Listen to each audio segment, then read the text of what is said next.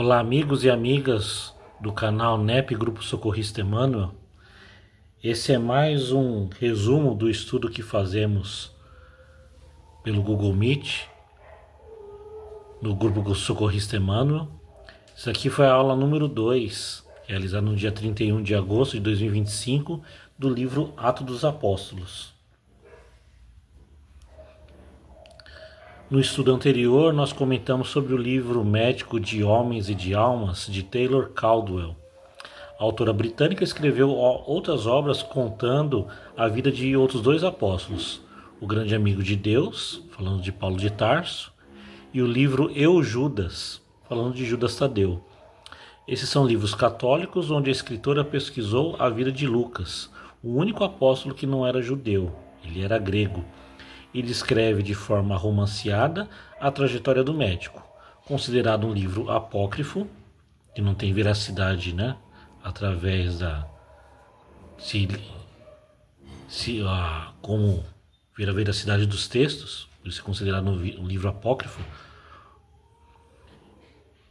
mas teve grande alcance aí entre os leitores, muito comentado na aula anterior pelos companheiros. Então essa é a continuação do nosso estudo, ainda falando sobre o prólogo do capítulo 1 do livro Atos dos Apóstolos. Hoje nós vamos comentar os versículos de 3 a 5, aos quais também, depois de ter padecido, se apresentou vivo, com muitas provas, tornando-se visível a eles durante 40 dias, e dizendo as coisas relativas ao reino de Deus. Reunindo-se com eles, ordenou-lhes não se afastarem de Jerusalém, mas aguardarem a promessa do Pai que ouvistes de mim. Porque João mergulhou na água, mas vós sereis mergulhados no Espírito Santo, não muito depois destes dias. Então, versículo 3. Aos quais também, depois de ter padecido, se apresentou vivo com muitas provas, tornando-se visível a ele durante 40 dias, e dizendo as coisas relativas ao reino de Deus. Provas aí no sentido de sinal, prova clara, indubitável, uma evidência, uma prova demonstrativa na terminologia filosófica, e também uma evidência demonstrativa na terminologia médica. Tornando-se visível, ele se fez visto. Aos quais também. Refere-se aos discípulos apóstolos mencionados no verso anterior. São as testemunhas oculares da vida, morte e ressurreição de Jesus, depois de ter padecido. Refere-se à crucificação de Jesus. Ele sofreu fisicamente e emocionalmente, sendo condenado de forma injusta, algo crucial para a teologia cristã, pois representa a redenção por meio do sofrimento. Se apresentou vivo. A ressurreição é o ponto central do cristianismo. Ao apresentar-se vivo, Jesus comprova sua vitória sobre a morte, legitimando sua identidade como o Messias. Com muitas provas, Jesus não apareceu apenas uma vez ou para uma única pessoa. Ele se manifestou repetidamente, permitindo que seus seguidores verificassem sua identidade, dissipando dúvidas, como as de Tomé, descrita no Evangelho de João, capítulo 20, versículos 24 a 29. Historicamente, os cristãos primitivos usaram essas aparições como base do testemunho apostólico, tornando-se visível a eles durante 40 dias, número simbólico e histórico, como os 40 anos no deserto, que Moisés, após o êxodo do Egito para a Terra Prometida, ou os 40 dias do dilúvio de Noé. Esse período mostra que houve tempo suficiente para preparar os apóstolos para a missão futura. Do ponto de vista histórico, isso indica que os discípulos não estavam em êxtase emocional ou iludidos, mas testemunharam Jesus por tempo considerável. Então, o simbolismo dos números na Bíblia. Em hebraico, cada letra possui um valor numérico. Gematria é o cálculo da equivalência numérica das letras, palavras ou frases, e com base nisso, obtemos insights sobre os diferentes conceitos e exploramos a inter-relação entre as palavras e as ideias. Aqui é uma introdução básica à gematria que discute sistemas diferentes para identificar a equivalência numérica de letras individuais e como essas letras podem ser calculadas de acordo com seus valores. No caso aqui nós estamos falando a gematria em cima do alfabeto hebraico. Então o número 40 na Bíblia. Maiores detalhes nós estamos vendo através de estudos complementares fora das lives. No alfabeto hebraico, as letras têm correspondentes numéricos e vice-versa. O número 40 possui um correspondente alfabético, uma letra chamada Mem. Essa letra seria um paralelo com a nossa letra M.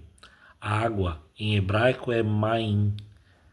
Aí está a representação em hebraico, a primeira letra, o Mem, possui uma grafia mais primitiva, mais parecida com as ondas. Quando o autor bíblico insere o número 40, está chamando a atenção do estudioso para o tema central. Quando o assunto é deserto, o tema central é a água. As letras no hebraico, além dos fonemas, possuem significados e ainda outro significado oculto, e quase sempre cifrado pelo número correspondente. O que precisamos saber aqui é o que o 40 nessas passagens refere-se à água. O 40 está pedindo ao estudioso que reflita sobre o significado da água para o morador do deserto. E a partir desse ponto, extrair os sentidos espirituais do que representa a água para quem mora no deserto. O primeiro significado é a fertilidade e a destruição. Então aí estão duas imagens, a água, que é a fonte da vida, e o deserto, que cada um de nós passa, que muitas vezes temos que estar sozinhos no nosso deserto interior para descobrirmos o sentido da vida. Então a simbologia da água significa pureza. No livro Segue-me, de Emmanuel, psicografado por Chico Xavier, capítulo 46, a água fluida. Aí está uma citação de Jesus no Evangelho de Mateus, capítulo 10, versículo 42. E qualquer que tiver dado só que seja um copo d'água fria, por ser meu discípulo, em verdade vos digo, que de modo algum perderá o seu galardão. Galardão no sentido de prêmio, recompensa, vantagem. A água é dos corpos mais simples e receptivos da terra. É como que a base pura em que a medicação do céu pode ser impressa através de recursos substanciais de assistência ao corpo e à alma, embora em processo invisível aos olhos mortais. Se desejas, portanto, o concurso dos amigos espirituais na solução de tuas necessidades fisiopsíquicas ou nos problemas de saúde e equilíbrio dos companheiros, coloca o teu recipiente de água cristalina à frente de tuas orações, espera e confia. O orvalho do plano divino magnetizará o líquido com raios de amor em forma de bênçãos, e estarás então consagrando o sublime ensinamento do copo de água pura, abençoado nos céus. Aí a citação no livro Segue-me. Aí a simbologia do deserto, que quer dizer autoconhecimento. Na questão 919 do Livro dos Espíritos, está aí a pergunta: qual o meio prático mais eficaz para se melhorar nesta vida e resistir ao arrastamento do mal? A resposta dos Espíritos: um sábio da antiguidade vos disse, conhece-te a ti mesmo. Aí mais uma citação de Emmanuel no livro Caminho, Verdade e Vida, psicografado por Chico, capítulo 168, na meditação. Vem a um lugar à parte, no país de ti mesmo, a fim de repousar um pouco. Esquece as fronteiras sociais, os controles domésticos, as incompreensões dos parentes, os assuntos difíceis, os problemas inquietantes, as ideias inferiores. Retira-te dos lugares comuns a que ainda te prendes. Concentra-te por alguns minutos em companhia do Cristo, no barco de teus pensamentos mais puros, sobre o mar das preocupações cotidianas. Ele te lavará a mente eivada de aflições, balsamizará tuas úlceras, dar-te-á salutares alvitres. Basta que te cales e sua voz falará no sublime silêncio. A continuação aí dos versículos. E dizendo as coisas relativas ao reino de Deus, Jesus continua ensinando o tema central de seu ministério, que é o reino de Deus. O termo não se refere a um reino político, mas a um novo modo de viver sob o reinado de Deus, com justiça, misericórdia e transformação pessoal e social. Seu significado nos dias atuais, hoje esse versículo convida os cristãos a viverem como testemunhas da ressurreição, isso é, com fé em um Cristo vivo, ativo na história. O reino de Deus continua sendo um chamado para vivermos com valores do Evangelho, no meio de um mundo muitas vezes contrário a esses valores. Versículo 4. Reunindo-se com eles, ordenou-lhes não se afastarem de Jerusalém, mas aguardarem a promessa do Pai, que ouvisse de mim. Promessa no sentido de anúncio, declaração, um acordo, uma promessa, um compromisso, uma aliança. Na Bíblia de Jerusalém, essa citação está um pouco diferente. Então, no decurso de uma refeição com eles, ordenou-lhes que não se afastassem de Jerusalém, mas que aguardassem a promessa do Pai, a qual, disse ele, ouvistes de minha boca. Reunindo-se com eles, mostra a presença física de Jesus. Ele ainda está interagindo com seus discípulos. A palavra sugere intimidade, discipulado, comunhão. Ordenou-lhes. Não é um convite, mas uma ordem divina. A obediência à instrução de Cristo é essencial. Não se afastarem de Jerusalém. Jerusalém tem significado simbólico e prático. Era o centro espiritual do judaísmo, era onde Jesus foi crucificado e onde o Espírito seria derramado, era o lugar onde começaria o movimento cristão.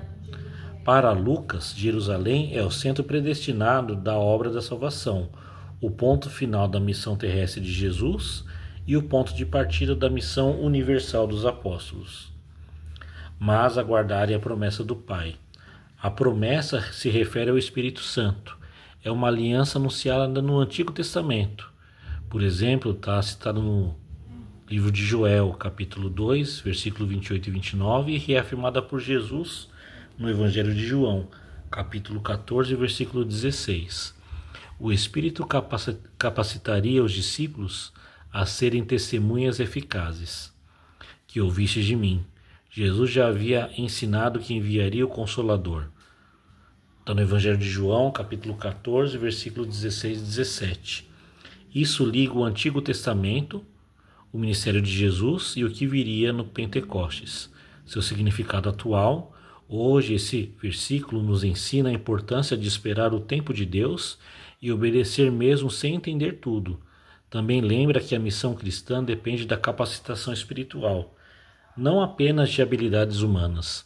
Jesus nos mostra também que enviaria o Consolador prometido, que é a terceira revelação, a doutrina espírita. Versículo 5. Porque João mergulhou na água, mas vós sereis mergulhados no Espírito Santo, não muito depois desses dias. Mergulhou no sentido de lavar, imergir. Posteriormente, a Igreja conferiu ao termo uma nuance técnica e teológica para expressar o sacramento do batismo. Na Bíblia de Jerusalém, essa citação encontra-se assim: pois João batizou com água, mas vós sereis batizados com o Espírito Santo dentro de poucos dias. Porque João mergulhou na água. João Batista é citado como aquele que preparou o caminho.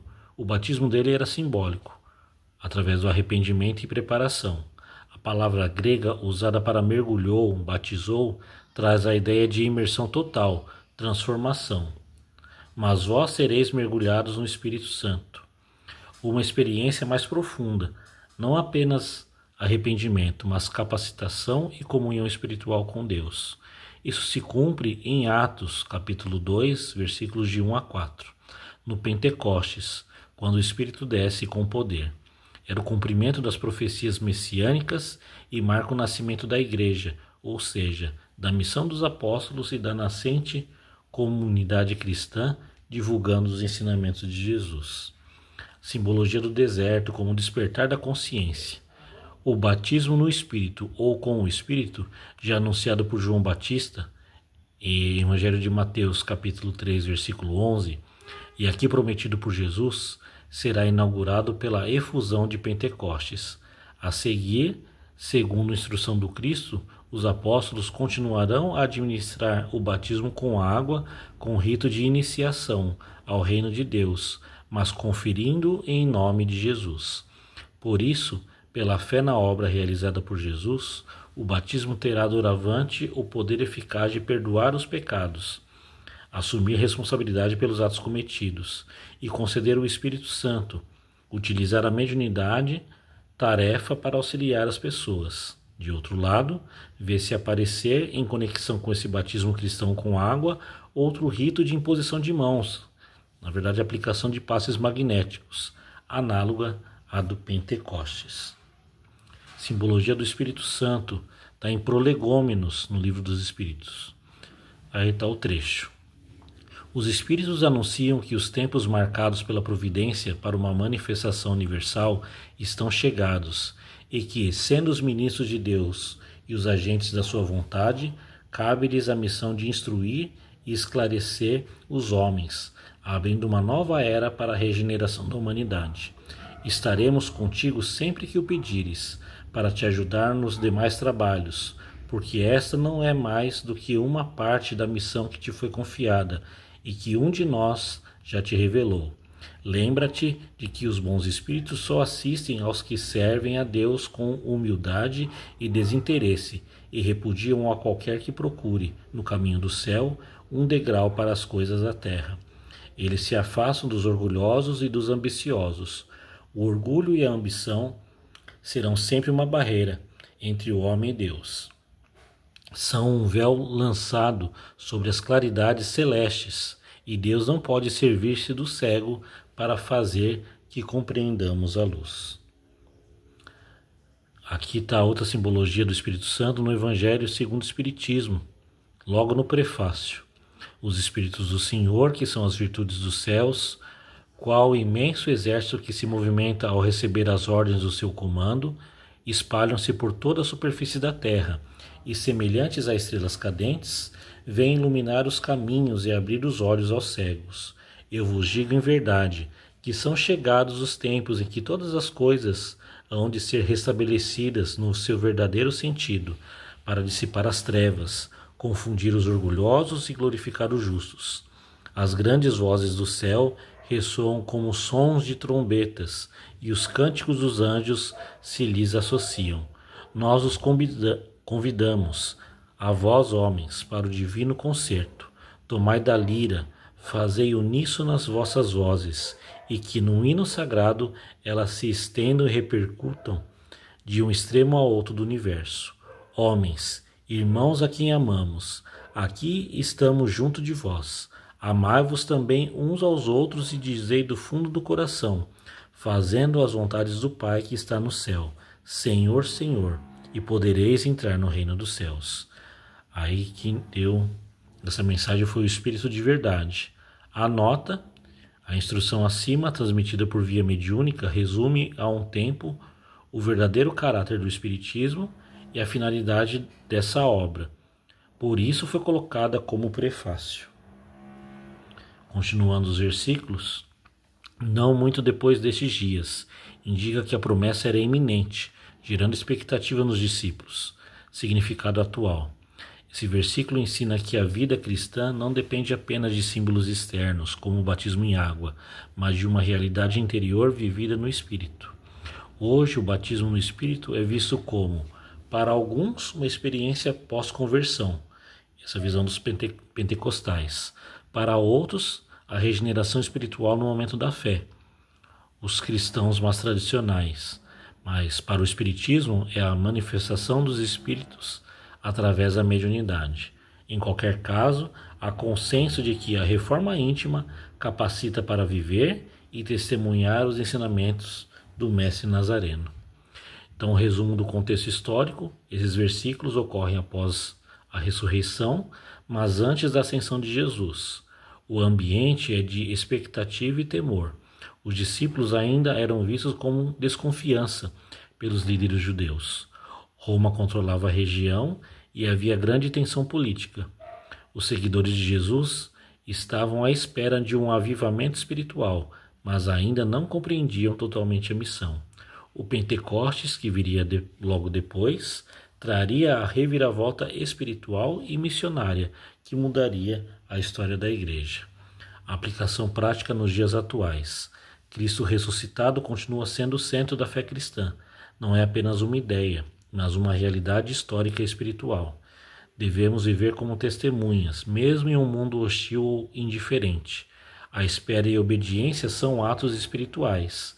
Nem tudo vem imediatamente. Tudo acontece no tempo de Deus, chamado Kairos em grego. O reino de Deus é um chamado constante à justiça, amor e transformação, não apenas pessoal e espiritual, mas também social, tornando-se um homem integral. A citação de Joana de Ângeles, psicografado por Divaldo Pereira Franco. E aqui o subtítulo do próximo estudo, Ascensão, versículos de 6 a 8. Estando, pois, reunidos, eles assim o interrogaram: Senhor, é agora o tempo em que irás restaurar a realeza em Israel? E ele lhes respondeu: Não compete a vós conhecer os tempos e os momentos que o Pai fixou com sua própria autoridade, mas recebereis uma força, a do Espírito Santo que descerá sobre vós, e sereis minhas testemunhas em Jerusalém, em toda a Judéia e a Samaria, e até os confins da terra. Essa citação está na Bíblia de Jerusalém. Então, para complementar esse estudo, dessa citação do texto Como Testemunhar no livro Pão Nosso, também está nesse livro Comentário dos Atos dos Apóstolos. No Pão Nosso é o capítulo 173, referente ao versículo 8. Então esse foi o resumo do nosso estudo. E no próximo vídeo nós comentaremos o estudo 3, dando continuidade aos versículos 6 a 8 do primeiro capítulo de Atos dos Apóstolos. Até o nosso próximo estudo. Agradeço a todos pela atenção. Fiquem com Deus, que assim seja.